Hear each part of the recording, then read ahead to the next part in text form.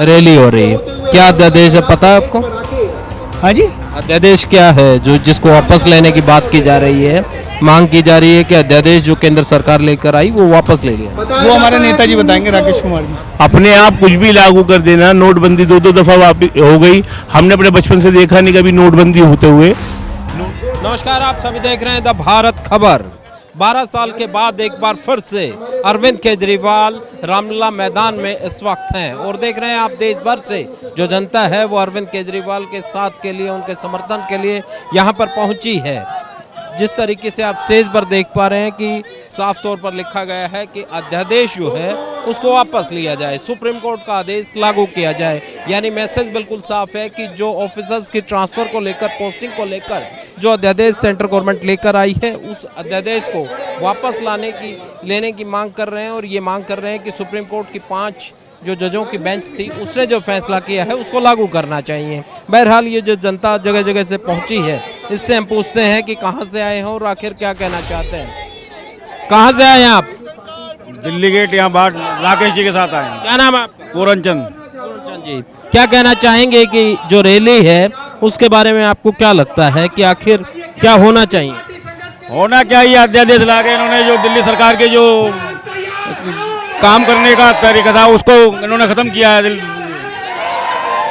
क्या अध्यादेश है? अध्यादेश का पता है आपको क्या है? अध्यादेश इसमें जो इन्होंने संशोधन करने के बाद जो केजरीवाल के जो राइट्स थे वो सारे खत्म कर दिए इन्होंने। भाई पूछ रहा हूँ कि उस अध्यादेश में ऐसा क्या था आपको पता हो कि किस तरह के अधिकार खत्म हो गए? अधिकार काम करने का, दिल्ली के अंदर जो एक मुख्यमंत्री काम करता है उसका जो अधिकार क्षेत्र होता है वो चुनी हुई सरकार है। ये इनके जो राइट्स थे वो सारे इन्होंने अध्यादेश लाने के बाद खत्म कर दिए। चलिए कुछ और जो लोग हैं उनसे पूछते हैं। आप कहाँ से आए मित्र? 77 वार्ड से। 77 वार्ड। क्या नाम है आपका? वीरू। तमाम लोग आपके साथ और भी लोग आए हैं, आप पहुंचे हैं, क्या कहना चाहेंगे कि जिस तरीके से जो चीजें हो रही हैं या आज जो रैली है इसके बारे में? सर ऐसा है, ये तो गुंडागर्दी चल रही है, ये तो बीजेपी सरकार की गुंडागर्दी चल रही है। इसके खिलाफ ये लोग वहाँ इकट्ठे हुए हैं ताकि ये तानाशाही जो कर रहे हैं ये लोगों को तानाशाही कर रहे हैं, वही तो पूछ। ये महंगाई कर रहे हैं, लोगों को काम धंधा नहीं है, रोजी रोजगार नहीं है लोगों के पास। यहाँ महंगाई के लिए, रोजगार के लिए आप आए हैं या कुछ और मकसद? ये तो एक केंद्र सरकार की तानाशाही है जी। अच्छा, क्या तानाशाही, वही तो पूछ रहा हूँ। यही कि मतलब जिस मर्जी को आगे जेल में बंद कर देंगे, कोई सबूत नहीं है, कुछ नहीं है, उसके बाद भी उनको बंद करा गया। अध्यादेश को वापस लेने के लिए यहाँ पर रैली हो रही है, क्या अध्यादेश है पता है आपको? हाँ जी, अध्यादेश क्या है जो जिसको वापस लेने की बात की जा रही है, मांग की जा रही है कि अध्यादेश जो केंद्र सरकार लेकर आई वो वापस ले लिया? वो हमारे नेताजी बताएंगे, राकेश कुमार जी। आपको नहीं पता? नहीं। ठीक है, ठीक है जी, ठीक है। चलिए, इनके नेताजी को पता है, ये यहाँ पर आए हैं, इनसे पूछते हैं। चलिए कुछ और लोग हैं उनसे भी पूछते हैं। हाँ जी खान साहब, कैसे हैं आप? क्या नाम है आपका? हाजिर शाह अहमद। अब ये बताएं मुझे कि रैली हो रही है, क्या बात है जिसको लेकर आपको लगता है कि साहब केंद्र ने ठीक नहीं किया?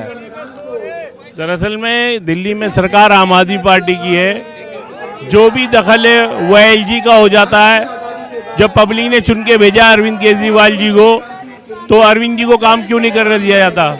जब हाई कोर्ट से इजाज़त मिल चुकी है तो फिर उसके खिलाफ क्यों अध्यादेश लाया जाता है?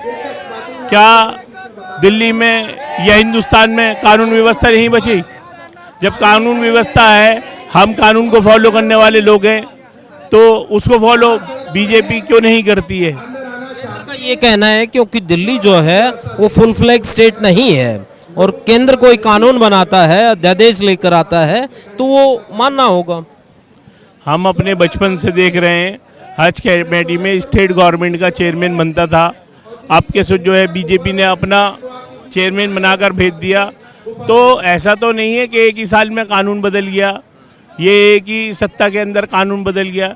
ये तो जैसे चल रहा था सिस्टम ऐसे ही चलना चाहिए ना, स्पेशल कानून तो नहीं बनने चाहिए, और कानून बने तो उसको पब्लिक के अंदर उजागर करना चाहिए।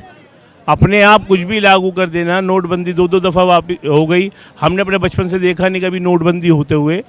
नोटबंदी 2 दफ़ा हो गई 6 सालों के अंदर, तो ये इससे ज़्यादा हठधर्मी और क्या होगी? इससे ज़्यादा देश में भुखमरी लाने के लिए और क्या काम होगा? देश में जो सरकारें होती हैं वो देश की तरक्की के लिए होती है या जनता को भूखा मारने के लिए होती है?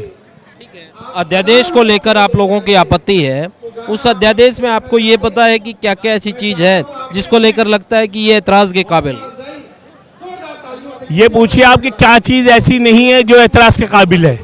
सभी चीज़ें एतराज़ के काबिल हैं। जब विधायक है, विधायक को कानून के हिसाब से काम नहीं करने दिया जाएगा, मंत्रियों को कानून के हिसाब से काम नहीं करने दिया जाएगा, काउंसलर को कानून के हिसाब से काम नहीं करने दिया जाएगा, सीएम को कानून के हिसाब से काम नहीं करने दिया जाएगा, तो इससे ज़्यादा और हठधर्मी क्या होगी? जहाँ जहाँ इनकी सरकार है वहाँ वहाँ इनकी हठधर्मी है। पूरे देश में इनकी हठधर्मी चल रही है, जहाँ नहीं है वहाँ पे भी करते हैं। आपका क्या नाम साहब? मेरा नाम राकेश है, मैं पूर्व नेता विपक्ष नॉर्थ एमसीडी रहा हूँ।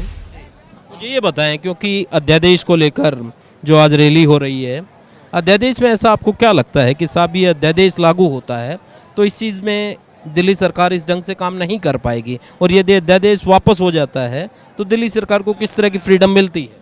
देखिए, सबसे पहले ये जो आदेश है ना, ये आम आदमी पार्टी के खिलाफ नहीं है, सुप्रीम कोर्ट के खिलाफ है। सुप्रीम कोर्ट ने एक 8 साल के जद्दोजहद के बाद एक निर्णय लिया कि भाई जो तमाम सर्विसेज हैं दिल्ली सरकार की वो मुख्यमंत्री को होना चाहिए, जो कि मुख्यमंत्री को ही दिल्ली के लोगों ने चुना है।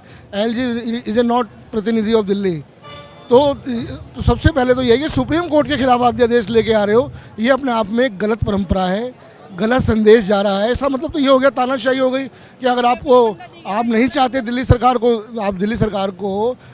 सरकार के खिलाफ कुछ कर, मतलब दिल्ली सरकार के खिलाफ आप बिल्कुल उसको बंदिश में रखना चाहते हैं। चुनी हुई सरकार अगर मुख्यमंत्री से कोई अफसर डरेगा नहीं, कोई अफसर सुनेगा नहीं, तो कैसे काम चलेगा?